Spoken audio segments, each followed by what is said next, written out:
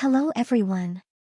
It's new anime here, a new channel of anime recaps. I am Anya. I like watching anime recaps on YouTube recently. I have been learning how to make videos, trying to make recaps myself. I wonder if you guys will like my videos? Today I am going to share an anime of 2021, Skeletal Knight in Another World. The setting of this anime is very similar to a popular anime named Overlord. They both start with a gamer becoming a skeleton after he travels to the game world. As for whether the story is the same, let's see together. After getting trapped in the game, the boy recognizes himself as a game character, a cursed skeleton knight named Ark. By the equipment on his body, he knows it's a knight, but he accidentally finds he can use not only the skills of the knight but also the skills of other careers in order to be able to survive in this world. Ark decides to become a mercenary to make money. Before he becomes a mercenary, he needs to hunt 3 beasts in exchange for a mercenary card. Ark quickly finishes the hunting task. On the way back to get money, he meets a group of bandits bullying a noble lady and her maid. Ark is kind-hearted, so he cannot bear to see the girls being bullied and helps them kill the bandits. After that, he offers to escort the girls back to the city. When Ark returns to the city, he takes the beasts to the mercenary agency in exchange for his mercenary card. After Ark becomes a mercenary, the first task he receives is to escort a girl to bring some medicine from the mountain on the way. Ark uses his magic to save a small fox which is injured. Since then, the little fox named Ponta becomes Ark's pet. Later, Ark and the girl encounter a fierce giant lizard. This lizard can not only petrify the creature, but also spray poison. Ark sends the girl to a safe location and start a duel with the lizard while using his shield to defend against the attack. Ark tries to know the enemy's weaknesses and quickly finds a solution to kill the giant lizard. At this point, Ark notices that the lizard is wearing a strange magic ring on its foot. Guessing that the appearance of the lizard is related to humans since Ark killed the lizard, he becomes eager for adventure and decides to take on some difficult missions. For example, he wants to fight with the bandits in the mountain. Unexpectedly, Ark kills them easily again. When Ark walks out with the bandits' property, a pink-haired elf mistakes him for a bandit and is ready to cut him down. When they are fighting, the pink-haired elf notices Ponta and immediately stops. In fact, Ponta is a fairy ritual beast, which only shows friendliness to the elves and kind humans. Because of the presence of the Ponta, the elf drops her guard against Ark and tells her purpose of her visit. Her name is Ariane, and she comes to rescue the elves that has been caught by humans. Unfortunately, the bandits transferred the elves so long ago. It is the first time Ark has met an elf after traveling to the game world, so he is very excited. He offers to help Ariane rescue her companions, but it is rejected by Ariane because Ariane does not trust humans. After Ariane leaves, Ark still feels worried and asks around for clues. Finally, in the forest where the elves live, he finds Ariane. At the moment, she is fighting with a group of elf dealers, who know they are no match for Ariane, so they threaten her with elves they caught and ask her to lay down her weapons. Ariane is put at a disadvantage, and Ark casts a magic, which instantly subdues the dealers. He also rescues the trapped elves. Ark's kindness makes Ariane let down her guard, and then she begs him for helping free the other trapped elves. Ark's heart was touched by Ariane's lovely appearance so long ago, and he is determined to help her. Under Ariane's leadership, Ark meets with the warrior of elves, Donka, at the tavern to discuss the plan of battle for tonight. In the evening, they arrive at the appointed castle. Donka intends to attack the guards, but Ark minds the trouble, so he grabs 2 elves and instantly moves to the inside of the castle. They then split up in order to find the place where the elves are being imprisoned. During the process, Ark meets a ninja. The ninja guesses that Ark comes to rescue the elves. Because Ponta, which stays next to Ark, is generally close to elves, he then tells Ark the location of the imprisoned elves, and also gives Ark a document of trading slaves. Before leaving, Ark follows the ninja's lead, and indeed finds the imprisoned elves. In addition, the document shows that there are 2 more trapped elves in the Lord's castle. It seems that the ninja not only has the same enemies as theirs, but also is friendly to the elves. After that, Donka sends the elves home, and Ariane continues to rescue the elves with Ark. This time, Ark uses the skill of teleportation to sneak into the Lord's castle with Ariane in the bedroom. The Lord is about to bully 2 girlish elves. Ariane arrives in time to use the unique skill and teach him a lesson. The 2 rescued elves also join the revenge. Later, Ark, who has been watching the battle, begins to search for the Lord's treasures. At this time, the castle suddenly explodes. Ark quickly casts a magic and escapes from the castle with Ariane and the treasures. It seems that they are not the only ones that sneaked into the castle. There may be the ninja that they met before. After successfully rescuing the elves, Ariane invites Ark to the settlement of the elves, hoping to cooperate with Ark. For a long time, Ark knows that the elves do not allow strangers to enter, and fears that his identity as a skeleton is exposed and Ariane will become his enemy. Ariane, knowing that Arc was cursed to become a skeleton, promises to be kind to Arc forever and convinces Arc to take off his helmet even though she is frightened by the skeleton in front of her. She still shows friendliness. Ariane's trust makes Arc feel the kindness, and he decides to go to the elf's place with her soon. They arrive at the destination with Ariane's patient persuasion. Her father Dylan, the village leader, and her mother Glennice do not reject Arc. They also give Arc a warm welcome and thank him for his help to the elves. Arc is very happy, and takes off his helmet to eat for the first time in this world. Next day, Ariane and her father go to a meeting of the elder elves, reporting the evil deeds of the humans. The elders believe that if this matter is not handled properly, it is easy to let a war break out again. In the end, they decide to save the other captured elves, and to keep an eye on the humans' movement. When Ariane returns home, she decides to take a bath to relax. Unexpectedly, she meets Arc also taking a bath. Ariane is so shy that she hits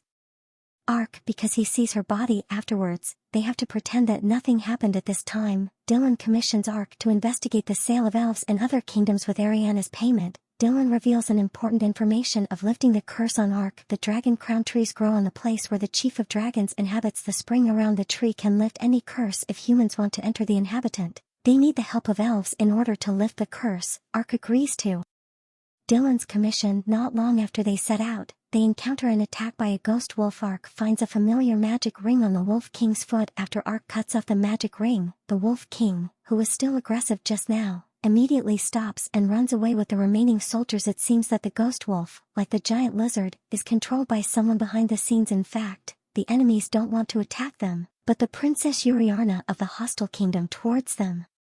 After learning that the lord of the kingdom is selling elves privately, Yuriarna decides to go to the only country that has connections with the elves and to negotiate with them to avoid the outbreak of wars. Her elder brother is only concerned about how to use this incident to fight for the inheritance. To her surprise, her elder brothers send someone to kill her secretly in order to avoid her involvement in the battle for the inheritance. At the same time, Ponta detects the smell of blood not far away with his sensitive hearing and smelling, so he rushes over with Arc.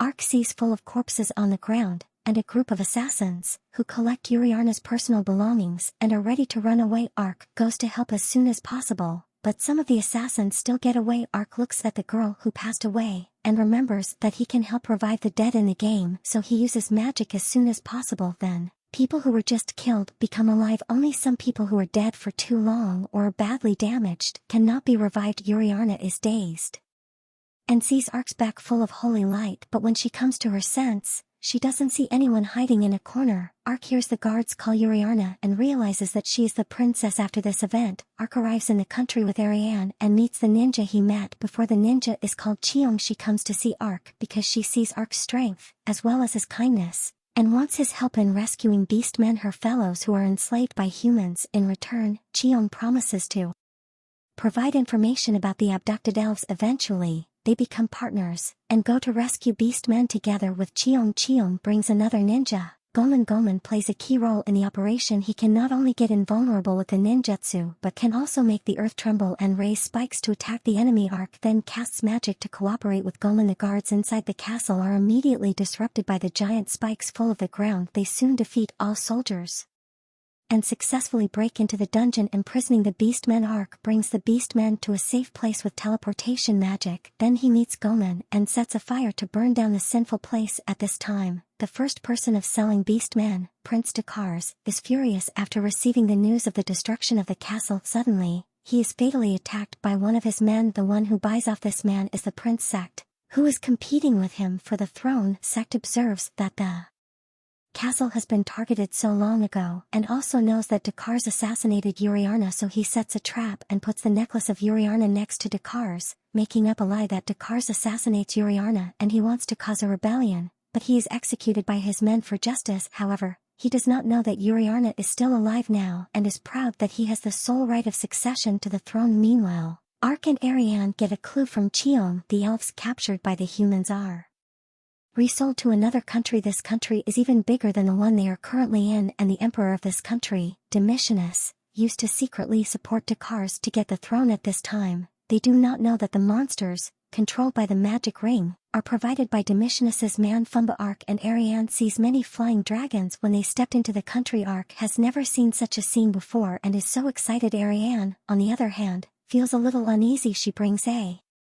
bird with her on this trip, which is able to imitate the human voice to transmit messages. Ariane uses it to keep in touch with her fellows, but there are flying dragons, so the bird cannot move freely. Arc knows about Ariane's concerns, and casts a magic of lightning, which frightens away the flying dragons, but Arc does not master the scope of this skill, so he accidentally injures his teammates and is badly scolded by Ariane. Now, for them, the biggest problem is that they don't have a map, so they can't find the way to their destination at this moment. An elf named Karsi appears. He witnesses Arc's releasing the powerful magic of lightning and also heard the conversation between them. Karsi is an expert at learning about monsters, and he hires Arc to help him capture the monsters with a map and an illustrated handbook of monsters as payment. Arc is curious about this world and accepts the deal. During the night, Ariane and Arc decide to stay overnight at the tavern to taste the unique local wine. Unexpectedly, Ariane gets drunk and begins to roar drunk, and Arc does not know what to do. The loud noise in the room causes a misunderstanding to the others,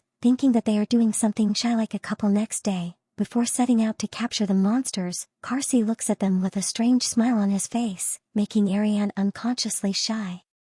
Karsi's target is a kind of monsters called sandworm. He deliberately brings sandworm's favorite food to lure them, but soon they meet a giant sandworm. Luckily, Arc defeats it with his strong power. After that, Arc notices that the magic ring on it disappeared. It seems that this sandworm is also controlled by someone. The person who controls it is Fumba, who is manipulating monsters. He keeps a large number of horrible monsters as pets. These pets are mostly fed on young and beautiful women, so he often sends his men to kidnap women who are left alone. At the same time, Arc and Ariane split up to gather information in this country. According to the map provided by Karsi later, they find a castle. According to the clues, there are elves captured to this castle 4 months ago, so they burst into the castle and find many empty cells with some hair which may belong to the beast man on the floor. Fumba receives the news and arrives, being so shocked after seeing Ariane with a sexy body. Suddenly, Fumba gives an order to Ariane to kill Arc. Before Arc reacts, Ariane slashes at him with her knife. Ariane's eyes lacking in expression makes Arc realize that she's being controlled. He then notices something abnormal in Ariane's hat,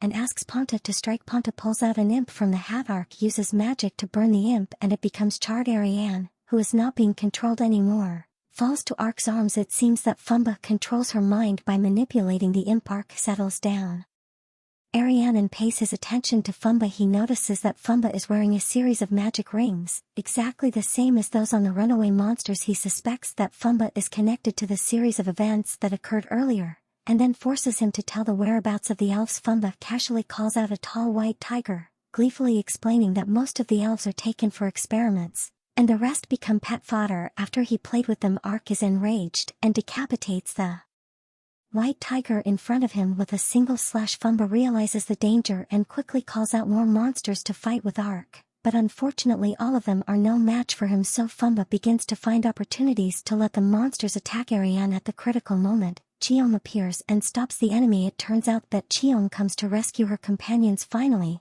Fumba uses his unique skill. Suddenly, the ground in the castle shakes, as if something comes out of the ground. Arc quickly casts a magic of teleportation to take his companions out of the castle. Then a hydra larger than the castle comes out of the ground. Arc immediately recognizes that it is the high-level monster that appears in the game, which can cast high-level magic and has a great ability of regenerating before they could react from the shock. They are attacked by the hydra. If Arc didn't have a superb shield, they couldn't defend themselves from the attack. Ariane, who gradually recovers and can move again, decides to attack Fumba with Cheong when Arc is attacking the hydra. This battle is far intenser than all the previous duels Arc encounters. No matter what magic he uses, the hydra is able to use its regenerative powers and recovers its strength. Arc can only use his own magic to summon Ifrit. It is a high-level demon whose size is as large as the hydra at the other side of the battlefield. Ariane and Cheong find Fumba's hiding place. Cheong has done a lot of detailed research. Once the battle begins, the totem on Fumba's body, like a tattoo, is destroyed by Cheong. It turns out that Fumba controls the monsters with the totem. After losing this power, Fumba changes his attitude and humbly begs for mercy, saying he is only following the Emperor's orders. Ariane just ignores it and uses magic on Fumba to mourn the dead elves with a wail in the firelight while Ariane finishes her revenge. Ark's battle is almost done. Hydra is simply no match for Ifrit. It is beaten and runs in all directions. Ark does not give it the opportunity to escape, using brute force to throw the Hydra into the air, and Ifrit takes the opportunity to use the flame so that the Hydra is reduced to ashes in the flames like his master. After killing the enemy, Ifrit, who was fierce just now, immediately becomes a pet and waits by Ark's side for the end of the summoning time. Chion is shocked when she sees Ifrit and begins to marvel at Ark's strength. Now Ariane's bird brings her information about the clan's. Yuriarna has a meeting with the elf's leader Fangas and promises to help rescue the other trafficked elves. In fact, the message Ariane received is not the point of this meeting. Yuriarna has already heard about Dakarza's information. In addition to safeguard the peace, she also wants to get the support of the elves. She then promises that she will defend the elves as long as they help her take the throne. After weighing the pros and cons, Fangas agrees to work with Yuriarna. Ark, Ariane, and the others do not know anything about it and are still planning their next adventure. That brings the end of this anime. At the beginning of this anime, Ariane thinks humans are all evil and is unwilling to approach Ark. After Ark helped her save many elf slaves, she gradually understands that Ark is a knight full of justice and lets her guard down on him. Later, when she finds Ark is actually a skeleton, she isn't afraid. Knowing that Ark became a skeleton because of a curse, she actively helps him find a way to lift the curse. Perhaps this is what people always say, that every kind person deserves to be treated gently, and Ark is the kind person. I believe as long as we keep being kind to others, we will also be rewarded with kindness. If you have any suggestions for my channel, please comment below to tell me. If you like my channel, don't forget to like and subscribe. Bye.